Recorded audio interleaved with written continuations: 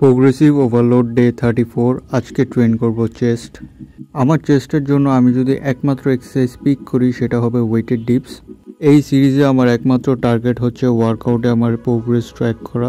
আমার মতো এক্সারসাইজে যদি আপনি প্রোগ্রেস করেন তাহলে ফিজিকে আপনার অটোমেটিক চেঞ্জ আসবে, কারণ যদি আপনার মাসেল গ্রোথই না হতো তাহলে এক্সারসাইজে আপনি প্রোগ্রেস করতে পারতেন না। তাই অবশ্যই চেষ্টা করবেন আপনার ওয়ার্কআউটে প্রোগ্রেস ট্র্যাক করার। আজকে ওয়েটেড ডিপসের মেইন সেট নিলাম এডিশনাল 65 কেজি দিয়ে, যেখানে রেপস আসছে 5টা 2 সেটেই। এটা আমার অল টাইম বেস্ট রেকর্ড। যদিও আমি 1 রেপ ম্যাক্স অ্যাটেম্প করি না, আমার রেপ রেঞ্জ হচ্ছে মিনিমাম 5টা রেপ আর ম্যাক্সিমাম 8টা রেপ। আশা করি সামনের সেশনগুলোতে 65 কেজির রেপস আরও বাড়বে।